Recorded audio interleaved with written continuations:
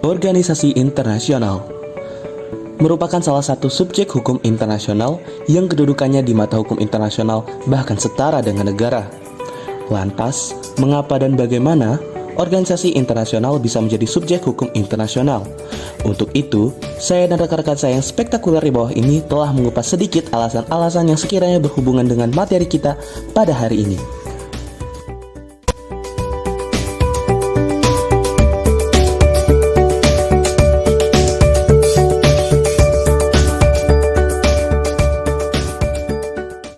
Ada dua kemungkinan mengapa hukum internasional mengikat organisasi internasional. Kemungkinan pertama, organisasi internasional merupakan subjek hukum internasional yang menjadikannya terikat dengan kewajiban apapun yang telah diberikan kepadanya dengan berdasarkan aturan hukum internasional yang sudah ada. Kemungkinan kedua, yaitu perjanjian akan selalu mengikat organisasi internasional walaupun mereka belum melakukan persetujuan.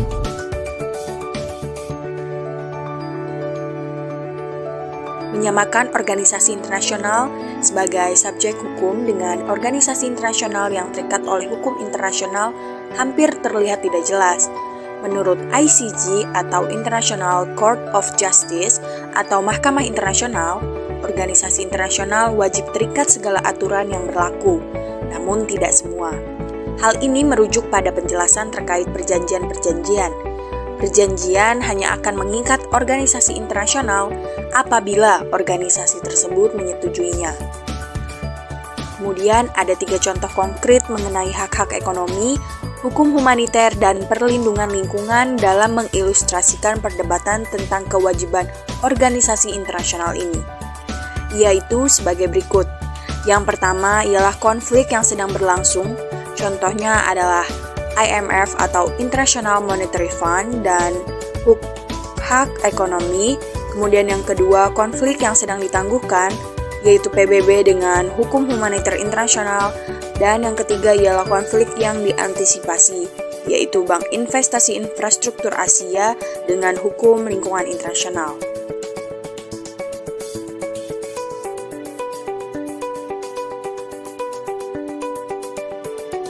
Organisasi internasional haknya sama dengan negara, di mana mereka memiliki persamaan, di mana pertama adalah memiliki kebijakan yang berbeda-beda. Setiap organisasi internasional ataupun setiap negara itu memiliki kebijakan dan peraturan yang berbeda di masing-masing setiap negara, dan itu sangat berpengaruh kepada perpolitikan dunia dan perekonomian dunia. Lalu persamaan kedua adalah kedua organisasi internasional dan negara tersebut sama-sama subjek hukum, dan dikarenakan mereka adalah subjek hukum, maka mereka terikat oleh hukum internasional. Nah, untuk perbedaannya sendiri, OI ini terbatas oleh kebijakan dan peraturan negara, di mana jika organisasi internasional itu dibentuk di suatu negara, maka organisasi internasional tersebut harus tunduk terhadap aturan dan hukum di suatu negara tersebut. Walaupun hukum ini tidak terlalu mengikat kepada organisasi internasional. Yang kedua ialah organisasi internasional tidak wajib mengikuti hukum suatu negara, di mana ketika organisasi internasional ini memiliki wewenang atau kekuasaan yang mungkin lebih dari negaranya tersebut, seperti misalkan kita kasih contoh negara-negara berkembang, namun di negara berkembang tersebut ada organisasi internasional seperti WTO. Nah, di mana WTO ini tidak senantiasa harus mengikuti peraturan dari negara tersebut. Mungkin ada beberapa yang bisa dibicarakan, dikerjasamakan peraturan mana saja yang harus dipatuhi oleh WTO di negara berkembang tersebut. Namun WTO itu tidak harus memaksakan sesuai dengan peraturan negara tersebut, yang seharusnya negara tersebut mengikuti aturan yang telah ditetapkan oleh WTO. Nah, untuk di halaman ini sendiri ada contohnya adalah AIIB, di mana AIIB adalah Asian Infrastructure Investment Bank, di mana ini diketuai atau dipimpin oleh China sendiri, yang tujuannya adalah sebagai organisasi yang mendanai proyek-proyek infrastruktur di wilayah Asia. Nah, namun ketika AIIB ini lahir dan banyak anggota negara-negara Amerika dan Eropa ini mereka menolak, bahkan ICJ menolak pembentukan dan mengkritisi pembentukan IAIB ini. Alasannya adalah dikarenakan IAIB ini tidak memenuhi syarat penilaian lingkungan dan dinilai itu proses proyek-proyek infrastruktur ini akan merusak lingkungan. Nah, di halaman ini juga dijelaskan bahwa terdapat 3 pengikat organisasi internasional. Yang pertama adalah hukum internasional, yang kedua adalah kewajiban internasional, dan ketiga adalah perjanjian internasional. Namun, perjanjian internasional ini sifatnya kurang mengikat. Seperti yang telah disampaikan sebelumnya, perjanjian internasional ini jika ada suatu pihak yang belum menyetujui perjanjian ini, maka pihak tersebut tidak harus mematuhi perjanjian atau kesepakatan yang telah ditandatangani oleh pihak-pihak lain karena pihak tersebut tidak menyetujuinya. Perjanjian.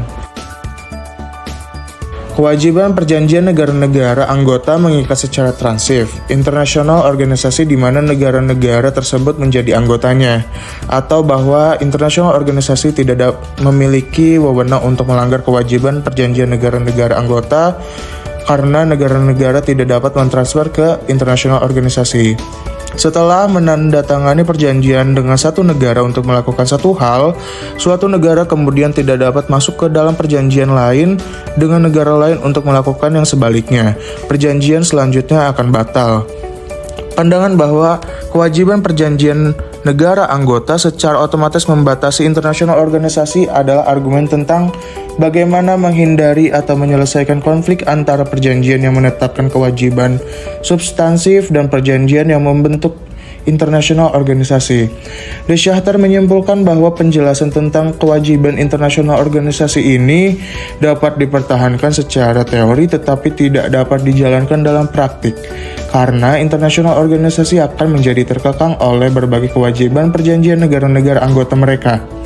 Pada akhirnya, pandangan bahwa internasional organisasi secara otomatis terikat oleh kewajiban perjanjian negara-negara anggotanya, atau bahwa negara-negara tersebut tidak memiliki wewenang untuk memberdayakan internasional organisasi untuk mengambil tindakan yang akan bertentangan dengan kewajiban internasional mereka tidaklah benar.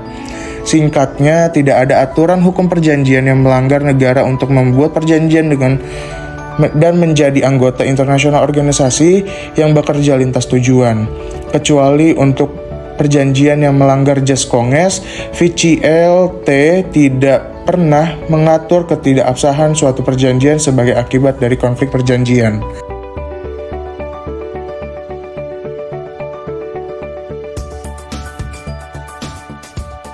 I.O. merupakan sebuah aktor yang sangat kuat dan otonom di panggung dunia. I.O. bisa membuat perjanjian dan meminta negara untuk mempertanggungjawabkan pelanggaran hukum internasional. I.O. juga bisa memperpanjang atau menahan pinjaman ke ekonomi di ambang kehancuran seperti yang dilakukan oleh IMF, serta memerintah wilayah seperti yang dilakukan PBB di Kosovo dan Timur Timur. I.O. sebagai aktor yang sangat signifikan dan otonom dalam sistem hukum internasional akan menjadi titik putih di peta jika tidak diatur oleh hukum internasional. Bisa diberi kesimpulan bahwa I.O. merupakan anggota komunitas internasional yang harus terikat oleh aturan tertentu agar sistem hukum internasional berfungsi.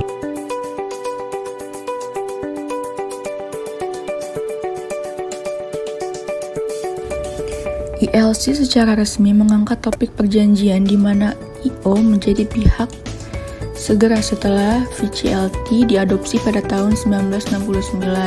Pekerjaan ILC memberikan kesempatan kepada I.O. untuk menjelaskan praktik mereka dan pemahaman mereka tentang norma-norma hukum internasional yang mengikat mereka.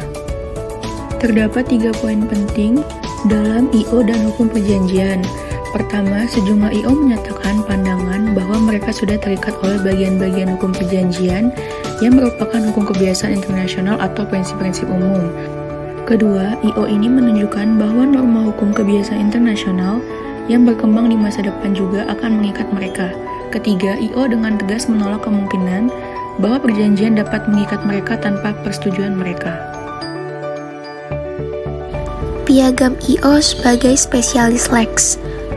Pada tahun 2000, ILC melakukan proyek lain untuk mengadaptasi aturan yang diformulasikan untuk negara bagian ke I.O. Mereka membahas masalah-masalah seperti ketika perilaku dapat dikaitkan dengan negara atau I.O. IO menganut pandangan bahwa piagam mereka merupakan lex spesialis dan pandangan ini hanya masuk akal dengan latar belakang anggapan bahwa hukum internasional umum mengatur kecuali sejauh negara-negara telah mengontraknya. Pandangan mereka dengan kata lain didasarkan pada keyakinan bahwa norma-norma hukum internasional umum mengikat IO sebagai masalah default. Pandangan bahwa piagam IO merupakan lex spesialis yang mendukung kesimpulan bahwa hukum internasional umum mengikat IO dalam interaksi mereka dengan negara-negara bukan anggotanya. IMF dan ILO menetapkan bahwa piagam mereka merupakan lex spesialis yang mengatur antara mereka dan negara-negara anggotanya. Untuk dapat menjawab pertanyaan mengapa dan bagaimana hukum internasional dapat mengikat organisasi internasional, kita tentu saja harus melihat beberapa aspek. Pertama, mengapa hukum internasional dapat mengikat organisasi internasional? Jawabannya karena di sini posisi organisasi internasional ialah sebagai subjek hukum yang memang sudah kewajibannya untuk menaati hukum dan terikat oleh hukum itu sendiri. Pernyataan tersebut didukung oleh ICJ, International Court of Justice atau Mahkamah Internasional. Yang kedua, bagaimana hukum internasional dapat mengikat organisasi internasional? Ada 3 hal yang dapat mengikat organisasi internasional secara legal. Yang pertama ialah hukum internasional, perjanjian-perjanjian, dan kebiasaan internasional. Apa yang disampaikan oleh ICJ di atas tadi mungkin membawa kita pada terikatnya organisasi internasional oleh perjanjian-perjanjian. Organisasi wajib terikat segala aturan, namun tak semuanya. Hanya ketika ia dihadapkan pada perjanjian yang disetujuinya saja. Organisasi internasional juga memiliki otoritas yang terbatas, tidak seperti negara. Oleh karena itu, ia harus mengikuti kebiasaan-kebiasaan internasional yang biasanya memang diberlakukan oleh masing-masing negara. Organisasi internasional harus mengikuti jus cogens supaya tidak terjadi hal-hal yang tidak diinginkan.